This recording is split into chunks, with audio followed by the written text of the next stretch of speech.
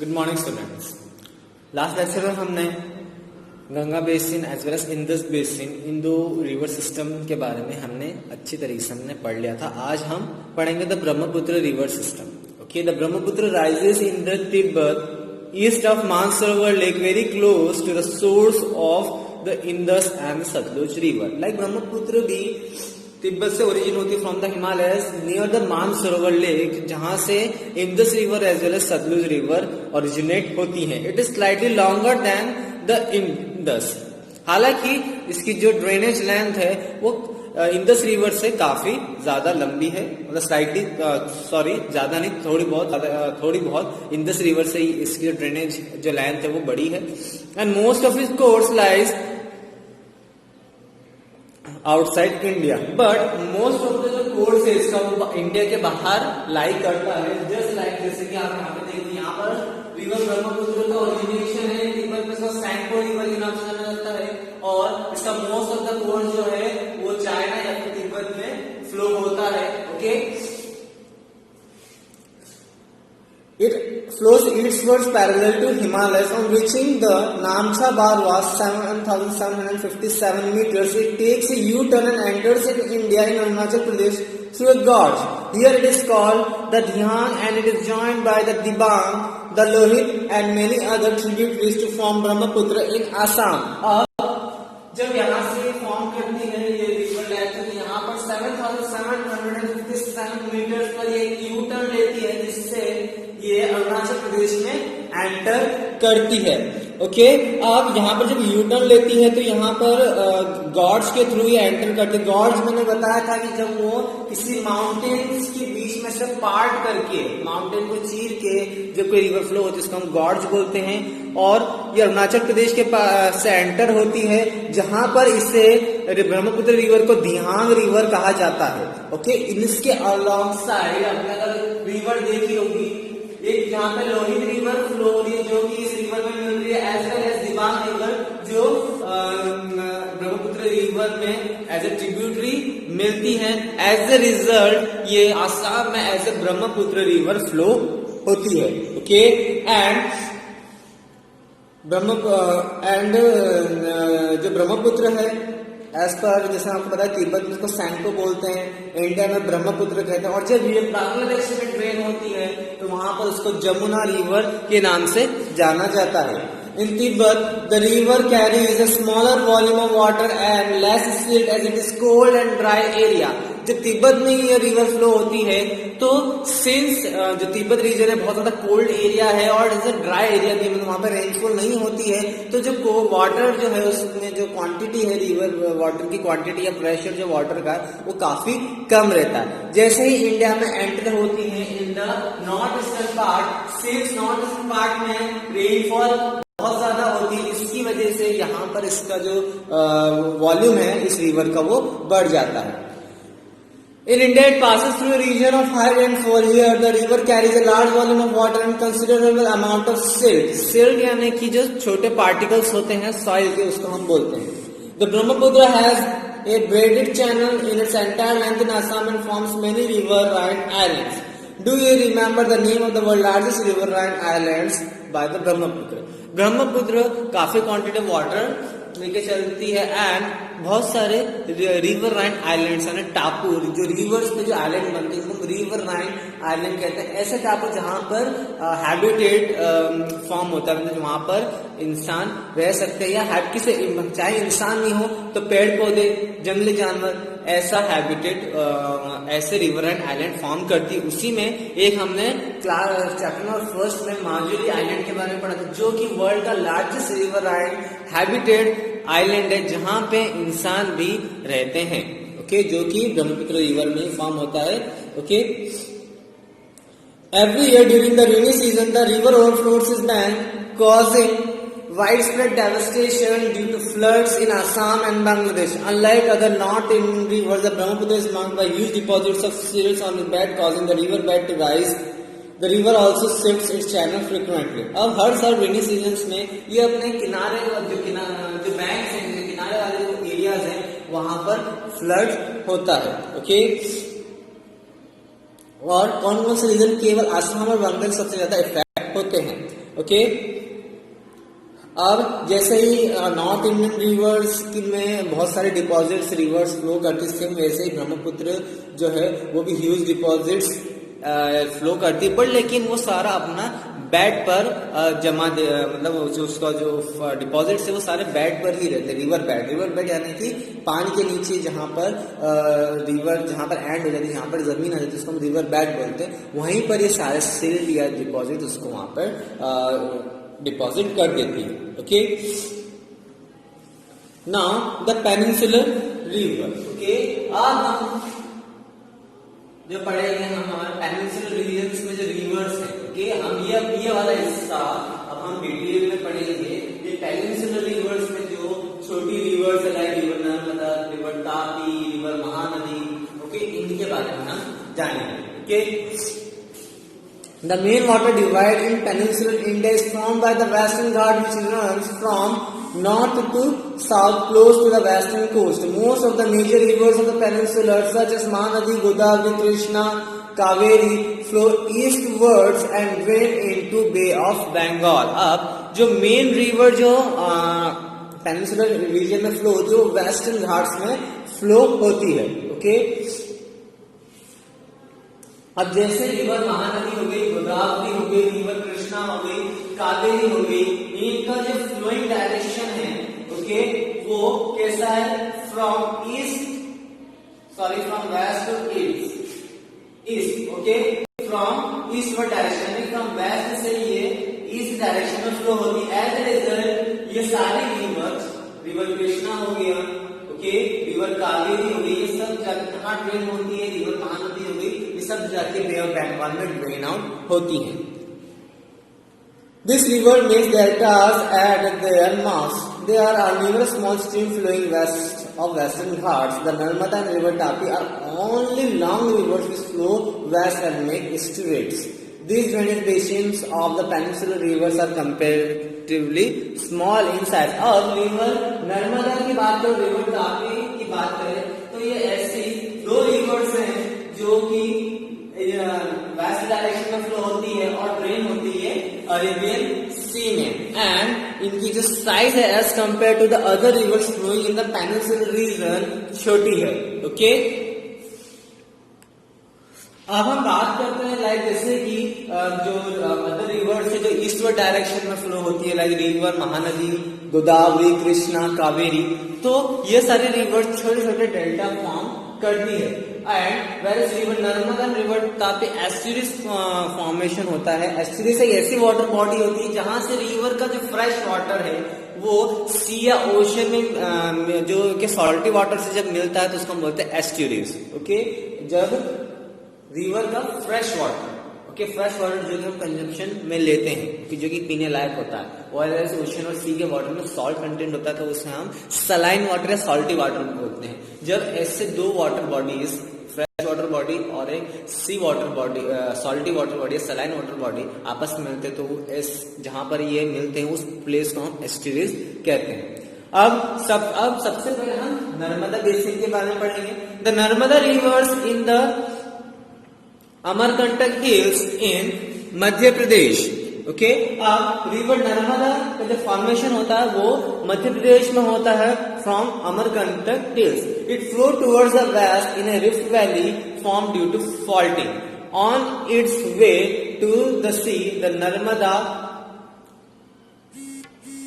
creates many picture cues location।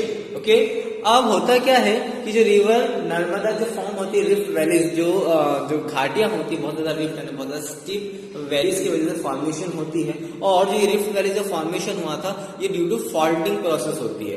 अब faulting process यानी कि जब रॉक्स में जब क्रैक पड़ते हैं, ओके, उस पूरे फिनोमिना को जियोलॉजिकली फॉल्ट बोलते हैं या फिर फॉल्टिंग बोलते हैं।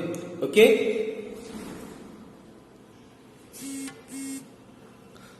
अब जो पिक्चर्स जो लोकेशन होता है उसका मतलब कि बहुत ही अट्रैक्टिव प्लेसेस, ऐसे ही दो अट्रैक्टिव प्लेसेस है। द मार्बल रॉक्स जो कि नियर जबलपुर में सिचुएटेड है, जहाँ पर नर्मदा जो फ्लो होती है डीप गॉर्ड्स बना के, मतलब दो पहाड़ों को या फिर दो रॉक बॉडी को चीरते हुए वहां से फ्लो होती है। तो वहां पर एक बहुत ही अच्छा एक अट्रैक्टिव प्लेसेस है जो कि टूरिस्ट को बहुत ज्यादा अट्रैक्ट करती है। इसके साथ साथ तो धुआंधार फॉल्स, जहाँ पर जो रिवर है बहुत एक स्टीप रॉक की वजह से वहां पर वाटरफॉल फॉर्म हो रहा है जो कि टूरिस्ट को बहुत ज्यादा अट्रैक्ट करता है। All the tributaries of Narmada are very short and most of them join the main stream at right angles. The Narmada basin covers parts of Madhya Pradesh and Gujarat. और नर्मदा जो basin है वो बहुत, इसमें जो tributaries हैं, जो reverse उसमें मिलती हैं, बहुत ज्यादा छोटी छोटी रिवर्स हैं जो कि मेन स्ट्रीम में मिलती है और ये बेसिकली 2 स्टेट्स में फ्लो होती हैं, एक मध्य प्रदेश और दूसरा Gujarat. Okay, now next is the Tapi Basin. Okay, the Tapi rises in the Satpura ranges in Betul districts of Madhya Pradesh. Again, Tapi river जो है वो भी ओरिजिनेशन उसका मध्य प्रदेश से होता है from the Satpura ranges, जो कि एक पहाड़ श्रृंखला है। It also flows in a rift valley parallel to the Narmada. Okay, ये भी रिफ्ट वैली में ही फॉर्म होती है, घाटी से ही फॉर्म होती है और ऑलमोस्ट रिवर नर्मदा के पैरेलल फ्लो होती है। Okay, but it is much shorter in length, but इसकी लेंथ जो ड्रेनेज लेंथ है वो काफी शॉर्टर है। Basin covers parts of Madhya Pradesh, Gujarat and Maharashtra. Okay, 3 states में ये फ्लो होती है, Madhya Pradesh, Gujarat and Maharashtra. The coastal plains between western Ghats and the Arabian sea are very narrow, hence the coastal rivers are short. The main west flowing rivers are Sabarmati, Mahi, Bharatpuzha and Periyar. Okay, तो coastal plain जो है हमारे western घाट का और Arabian सी का बहुत ज्यादा narrow है, मतलब कि नैरो यानी कि छोटा है। कोस्टल प्लेन जो है बहुत ज्यादा छोटा है, इस वजह से जो रिवर्स जो वहां पे फ्लो होती है, मेन रिवर जो फ्लो होती है लाइक साबरमती, माही, ब्रह्मपुत्र, वो सारे रिवर्स इस रीजन में फ्लो होती है in the western part. Okay,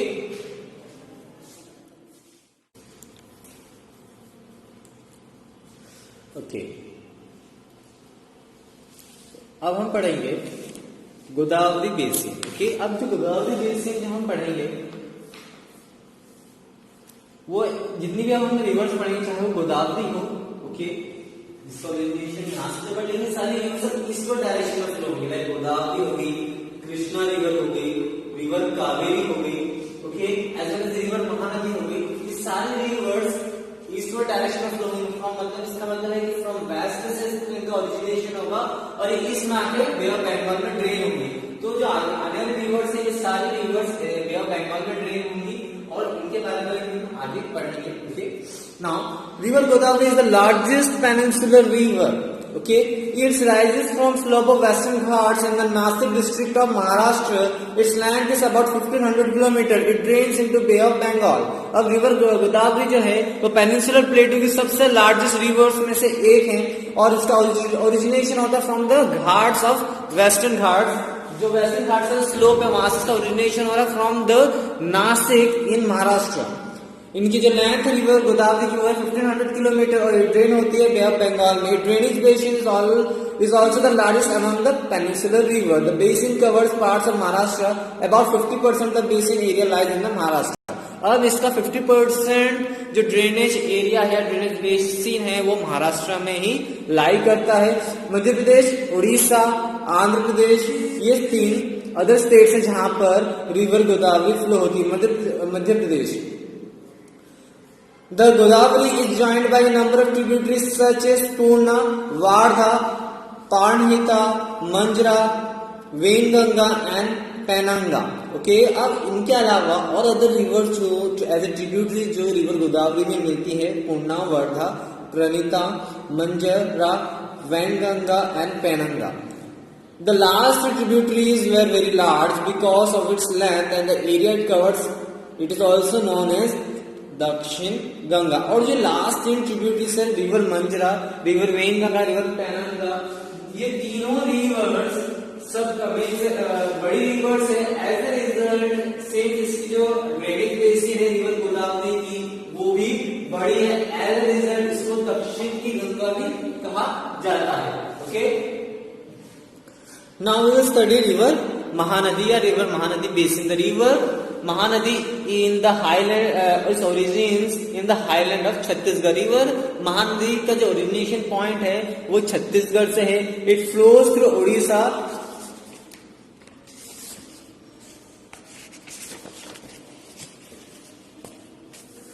to reach Bay of Bengal. The length of the river is about 860 kilometre, जिसकी ड्रेनेज लेंथ है वो 860 किलोमीटर से। और ये कौन कौन से स्टेट्स में ड्रेन होती है? महाराष्ट्र, छत्तीसगढ़ एंड उड़ीसा। अब हम पढ़ेंगे river Krishna basin. Rising from the spring near Mahabaleshwar, the Krishna flows for about 1400 kilometre and reach the bay of Bengal. अब इसकी जो राइजिंग पॉइंट है वो महाबलेश्वर से है और ये इसकी ड्रेनेज लेंथ 1400 किलोमीटर है। The Tungabhadra, the Koyna, the Ghataprabha, the Musi and the Bhima are some of its tributaries. This drainage basin is shared by Maharashtra, Karnataka and Andhra Pradesh. 3 states में ये बहती है, महाराष्ट्र, कर्नाटक एंड आंध्र प्रदेश। ओके, और जो अदर ट्रिब्यूटरीज है वो तुंगभद्रा है, कोयना है, घटप्रभा है and Musi and river Bhim. ये 4 ट्रिब्यूटरीज जो है रिवर कृष्णा में मर्ज होती है। Next is the river Kaveri basin. The river Kaveri rises in Brahmagiri range of Western Ghats and reaches the bay of Bengal in south of Cuddalore in Tamil Nadu. The total length of the river is about 760 kilometer.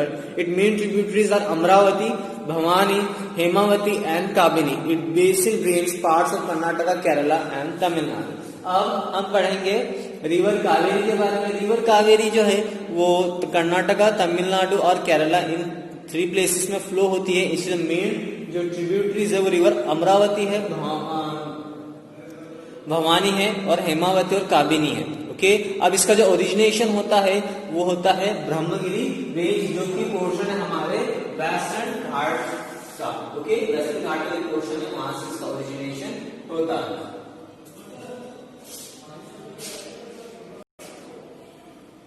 अब जो river Kaveri से related एक fact है, the river Kaveri make the second highest waterfall in India. Okay, river Kaveri की वजह से एक waterfall form होता है जो कि इंडिया का सेकंड हाईएस्ट रेनफॉल है, known as the Shiva Sundaram falls. Okay, उस फॉल्स का नाम है Shiva Sundaram falls. The hydraulic power generated from the falls is supplied to Mysore, Bangalore and Kolar gold field. और इनसे जो हाइड्रो इलेक्ट्रिक पावर यानी इलेक्ट्रिसिटी जनरेशन होती है वो 3 प्लेसेस में सप्लाई की जाती है, Mysore, Bengaluru and Kolar gold fields पर। Okay, beside this major rivers there are some smaller rivers flowing towards the east. The Damodar, the Brahmani, the Baitarani and Subarnekha are some of the notable examples. Okay, इनके अलावा और भी other rivers हैं, but लेकिन इनकी drainage land इतनी ज्यादा बड़ी नहीं है। They are quite smaller river than those 3 to 4 prominent rivers flowing in the peninsular region.